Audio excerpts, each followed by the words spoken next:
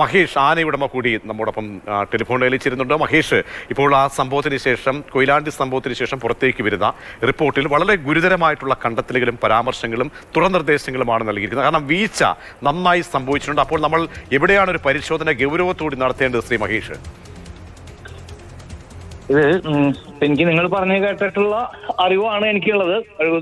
ആനകൾ ഗുരുവായൂർ ദേവസ്വത്തിന്റെ ആനകളായിരുന്നു. പക്ഷെ ഗുരുവായൂർ ദേവസ്വത്തിൽ തന്നെ അവരുടെ ഡോക്ടർമാരുണ്ട്. അവര് പരിശോധിച്ചിട്ട് തന്നെയായിരിക്കും ആനകൾക്ക് ഫിറ്റ്നസ് കൊടുത്ത് കാണാം. അപ്പൊ എന്തായാലും അങ്ങനെ ഫിറ്റ്നസ് ഇല്ലാത്തൊരു ആനയെ, നേരത്തെ ഒരു മതപ്പാട് കാട്ടിയിട്ടുള്ള ഒരു ആനയ്ക്ക് എങ്ങനെ ഫിറ്റ്നസ് അവിടെ കിട്ടി? അത് പരിശോധിക്കപ്പെടേണ്ടത്. ആരാണ് അങ്ങനെയെങ്കിൽ നൽകിയിട്ടുള്ളത്? മാനദണ്ഡങ്ങൾ കൃത്യമായി പാലിച്ചിട്ടുണ്ടോ? ഞാൻ പറഞ്ഞല്ലോ, തീക്കളിയാണിത്.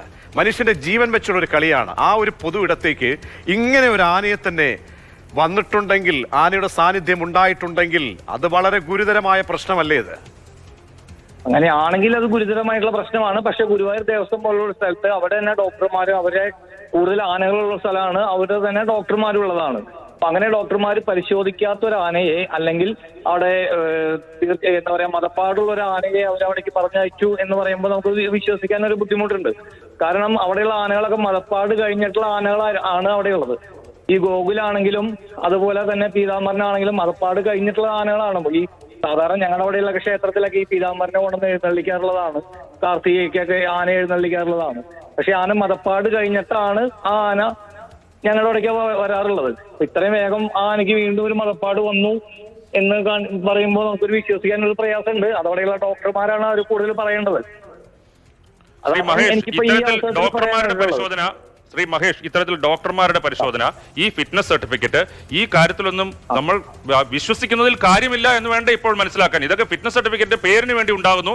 പക്ഷേ പ്രശ്നമുണ്ടാക്കാൻ സാധ്യതയുള്ള, റിസ്ക് ഉണ്ടാകാൻ സാധ്യതയുള്ള ആനകൾ എഴുന്നള്ളിപ്പിന് പോകുന്നു. അപ്പൊ ഇതിന്റെ മൊത്തം സിസ്റ്റത്തിന്റെ വിശ്വാസ്യതയല്ലേ ചോദ്യം ചെയ്യപ്പെടുന്നത്? ഒരിക്കലും അല്ല. കാരണം എന്ന് വെച്ചാൽ ഈ ആനയ്ക്ക് ആനയുടെ ഡെയിലി മൂവ്മെന്റ് രജിസ്റ്ററും അതുപോലെ വർക്ക് രജിസ്റ്ററും ആനയുടെ മസ്റ്റ് പീരീഡും എല്ലാം കാണിച്ചിട്ടുള്ള ഒരു ബുക്ക് അവിടെ ഉണ്ടാവുമല്ലോ.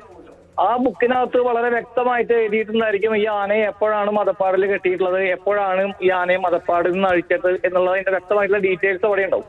അത് പരിശോധിച്ചാൽ ശ്രീ മഹേഷ്, ഇതെല്ലാം ഉണ്ടായിട്ടും അധികൃതരുടെ ഭാഗത്ത് നിന്ന് കൺസർവേറ്ററുടെ റിപ്പോർട്ട് വന്നിരിക്കുന്നത് വീഴ്ച ഉണ്ടായി എന്നാണ്. അപ്പോൾ ഈ സിസ്റ്റത്തിന്റെ പരാജയമല്ലേ സിസ്റ്റം തന്നെ ചൂണ്ടിക്കാണിക്കുന്നത്?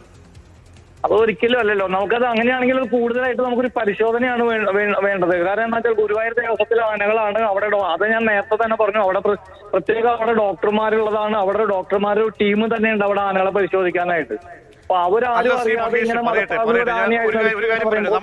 നമുക്ക് ചെയ്യാം, അനായാസം ചെയ്യാവുന്ന കാര്യങ്ങൾ പോലും ഉണ്ടായിട്ടില്ല. ഇത്രയും ആളുകളുടെ സാന്നിധ്യത്തിൽ അറിയാമല്ലോ, വളരെ സെൻസിറ്റീവ് ഇഷ്യൂ ആണ്. റിസ്ക് ഫാക്ടേഴ്സ്, എലമെന്റ്സ് ഒരുപാടുള്ള ഒരു സ്ഥലത്ത് ഇങ്ങനെയുള്ള ആനയെ കൊണ്ടുവരുമ്പോൾ പാലിക്കേണ്ട ചങ്ങലയുടെ കാര്യത്തിൽ പോലും ഒരു ഡൈല്യൂട്ട് ചെയ്തിട്ടുണ്ടെങ്കിൽ സുരക്ഷയുടെ കാര്യത്തിൽ, അപ്പോൾ പിന്നെ ഇത് ആരൊക്കെയാണ് ചെയ്യേണ്ടത്? പുറത്തു നിന്ന് ആർക്കെങ്കിലും കയറി ഇത് പരിശോധിക്കാനോ അല്ലെങ്കിൽ കൈകാര്യം ചെയ്യാൻ കഴിയുന്ന വിഷയമല്ലല്ലോ. അപ്പോൾ പരിശോധിക്കപ്പെടേണ്ട ആളുകളുടെ ഭാഗത്തു നിന്നും ഗുരുതര വീഴ്ച ഉണ്ടായിട്ടുണ്ട്. എനിക്ക് അങ്ങനെ ഒരു ഗുരുതര വീഴ്ചയായി, അതായത് അപകടം ഉണ്ടാവാൻ പാടില്ല, അതിൽ യാതൊരു തർക്കമില്ല. ഉത്സവങ്ങൾ അപകടരഹിതമാവണം. പ്രത്യേകിച്ച് ഈ സുപ്രീം കോടതി വിധിക്ക് ശേഷം ഒരുപാട് ആനകൾ ഇടയുന്ന സാഹചര്യം നമ്മുടെ നാട്ടിലുണ്ട്. ഞാനൊരു ആനോടമസ്ഥൻ എന്നുള്ള നിലയിലാണ് ഞാൻ സംസാരിക്കുന്നത്. അപ്പോൾ അതിന് ഞങ്ങൾ പോലീസിലൊക്കെ പരാതി നൽകിയിട്ടുണ്ട്. കാരണം ഒരുപാട് എങ്ങനെയാണ് ഇങ്ങനെ സംഭവിക്കുന്നത്? ഒരിക്കലും സംഭവിക്കാൻ പാടില്ലാത്ത അല്ലെങ്കിൽ സംഭവിച്ചിട്ടില്ലാത്ത കാര്യങ്ങൾ ഇപ്പോൾ ഈ സുപ്രീം കോടതി വിധിക്ക് ശേഷം ഇവിടെ നടക്കുന്നു. അപ്പൊ അത് പരിശോധിക്കപ്പെടേണ്ടതാണ്. അതിനുള്ള ഒരു വലിയൊരു സമഗ്രമായിട്ടുള്ള ഒരു അന്വേഷണം വേണമെന്ന് പറഞ്ഞിട്ട് കേരള എലിഫന്റ് ഓണേഴ്സ് ഫെഡറേഷൻ DGPക്ക് എല്ലാം പരാതി നൽകിയിട്ടുണ്ട്. അതിന്റെ അന്വേഷണം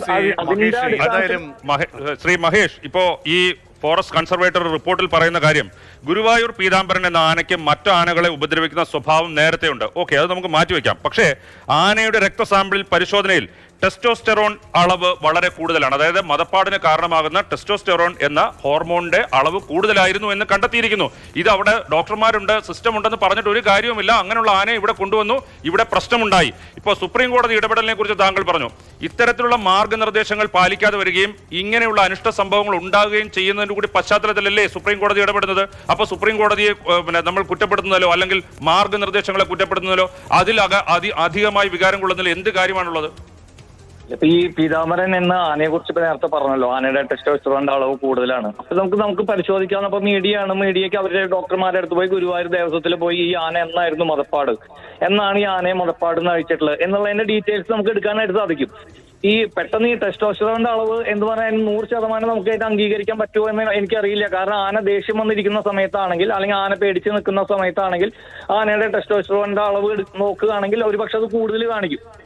അത് സ്വാഭാവികമാണ്. അത് കൂടുതൽ ഡോക്ടർമാരെ അടുത്ത് ചാനലുകളെല്ലാം ഒന്ന് ചോദിച്ചു നോക്കൂ.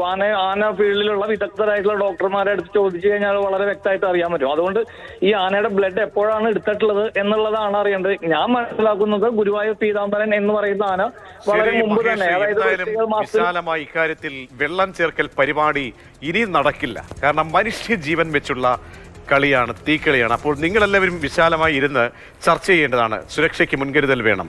ആചാരങ്ങളും അനുഷ്ഠാനങ്ങളും ഒക്കെ ശരിയായ രീതിയിൽ അദ്ദേഹം ഈ മാധ്യമങ്ങൾ ഡോക്ടർമാരുടെ അടുത്ത് അഭിപ്രായം ചോദിക്കുന്നത്, ഡോക്ടർമാരുടെ അഭിപ്രായമല്ല പ്രശ്നം. ഇതിനകത്ത് ഔദ്യോഗികമായിട്ട് നമ്മുടെ നാട്ടിൽ ഇങ്ങനെയുള്ള കാര്യത്തിനുള്ള ഏജൻസി എന്താണ്, ഒരു സംവിധാനം എന്താണ്?